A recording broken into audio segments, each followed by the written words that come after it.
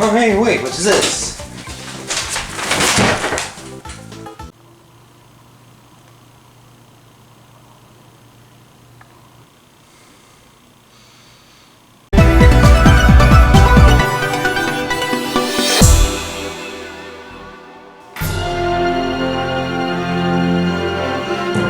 The Olympics are almost about ready to come up, and in preparation for this huge event, I've decided to play some Olympic video games. Since the Tokyo 2020 Olympics are happening on July 24th, I figured what better time to get ready for it than now. And what better way to get ready for it than to play video games specifically made for the Olympics. The Olympics were a big sporting event made back in the ancient time of the Greeks. It wasn't until a man by the name of Baron Pierre de Coubertin saw this idea and made the modern Olympics we all know of today, with the first one being held in Athens, Greece in 1896. Baron also founded the International Olympic Committee 2 years prior to the first modern Olympic Games. And then video games came into the scene and game devs went, what about the Olympics? So let's dive right into the world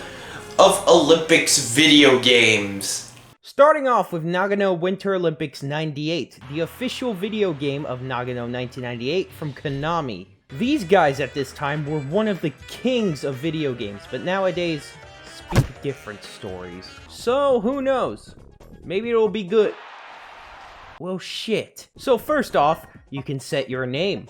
I set it to beauty. First up is alpine skiing.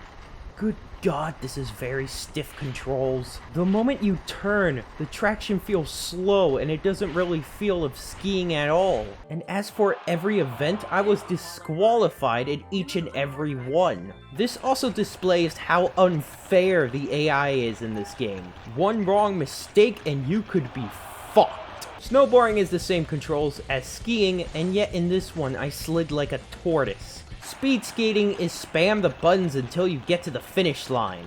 This is going to be a recurring theme with these games, and yet the same thing could be said for bobsleigh and speed skating. Overall, Nagano Winter Olympics 98 is trash. Now we get to Salt Lake 2002, the start of the PS2 era. This one was developed by Attention to Detail, who had previously developed Cybermorph for the Atari Jaguar, and published by Eidos Interactive. Alright, seems promising so far. Well, let's see what the game is like.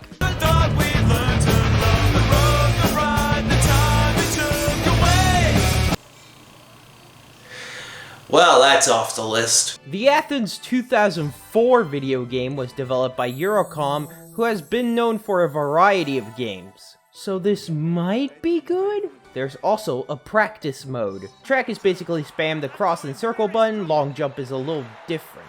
Yes, you spam to run, the difference is you have to time the L1 button to where the green line is. In pole vault, you have to spam and get this marker into this area. Each attempt you make, the bar rises. Discus throw is going Mario Party style, and shot put is press the cross button at the right time. And swimming has some weird ass glitch effect. And that's pretty much the most I can say about Athens 2004. There's nothing really interesting about it. But the same can't be said for Torino 2006. Developed by 49 Games and published by 2K Sports, this game is the official licensed game of the Torino 2006 Winter Olympics. And it's garbage! For starters, the audience only does 2 poses the whole game. Wave and do some weird dance. And the game is just boring. Every event also has a medal ceremony, and it is just the most lackluster way to celebrate your victory. All you get is cheers from the crowd like they're bored to death. Plus, the announcers sound like they're just not amused at all. And yet they always say that the crowd is very supportive of the people in this event. And the controls for this game are mostly hold a button for a certain amount of time or spam the buttons. And the loading screen is just a JPEG with a generic loading bar. That's it. It just feels like they didn't even try with this one and said, fuck it, let's be lazy. This is the worst one of the bunch by far, and I would highly not recommend this at all.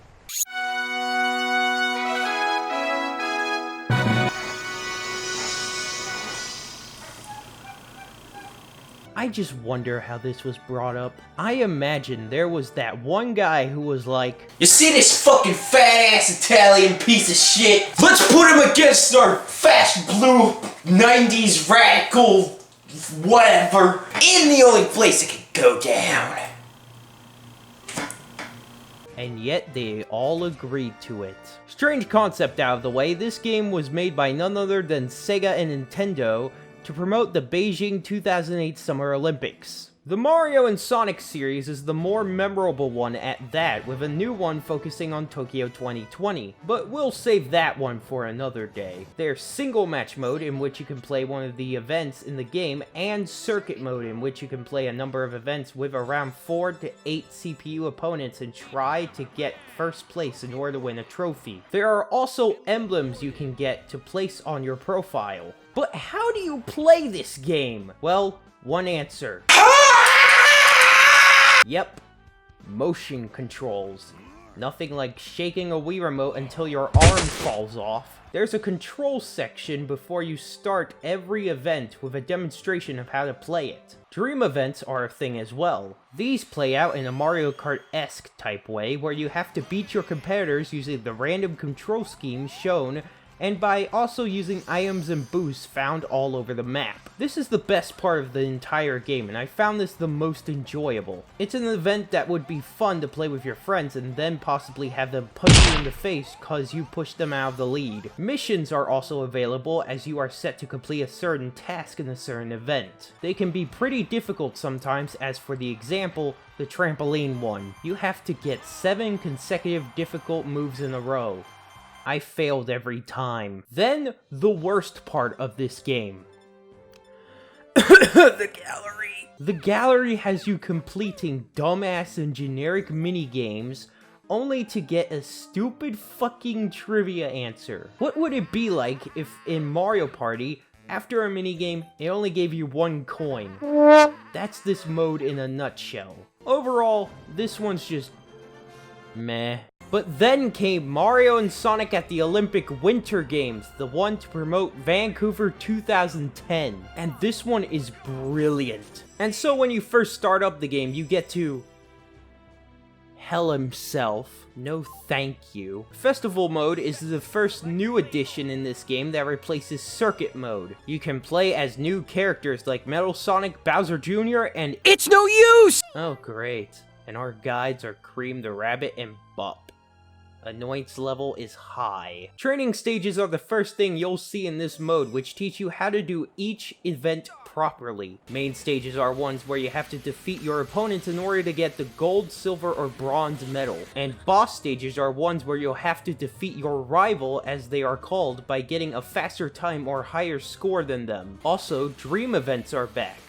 Oh my yes. This mode, in my opinion, was a perfect swap out with circuit mode. Another thing is that when you exit a mode or complete an event, you'll get a number of star bits. We'll talk about what you use them for later. Cause first, it's party mode! Balloon Attack is the first game in party mode. In this game, you compete in events to get a number of bullets you need to pop balloons. Some balloons also have characteristics such as the heart balloon giving you 2 more balls and the item balloon giving you an item. Wheel Challenge has you spinning a wheel to determine who's going to be the leader of the group. If the leader fails to get first, then that character gets the amount of points for that position and gives 10 points over to the ones who got in a higher position. Also on the wheel are team events and RNG item bullshit. In Panel Flip, you get a thing called mobility for each event corresponding on which position you're in. Whoever has more spaces lit up as their color at the end wins. And that's basically all of the party games.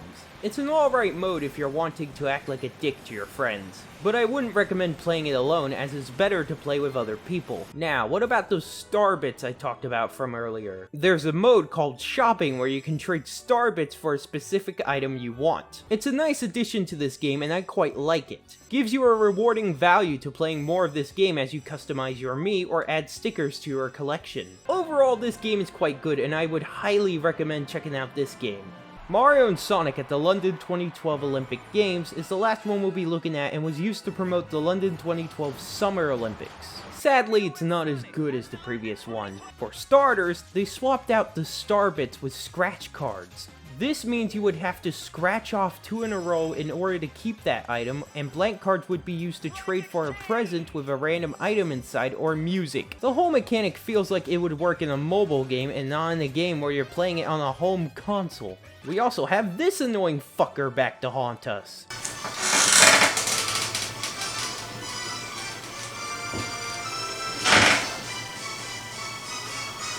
As for new modes, there's London Party. London Party feels like a downgrade from the last game's party mode. In this mode, the goal is to collect a required amount of stickers. I'm now getting vibes of fucking Sticker Star, and that's not a good thing. There are mini games scattered around the board that reward you with stickers. They are accessed by talking to characters around the map. And yes, there are items too. There are also special kinds of stickers of which can fuck up the others playing. This mode is not fun, and when I got first in this mode on the first time, I felt disappointed to have won. And that's not a good sign for your game. Overall, this game was a disappointment. I came in expecting the same quality as the predecessor, but got so much less from it. So now, I'm gonna get myself signed up for the Olympics. Oh wait, there's tape here. What is on the back?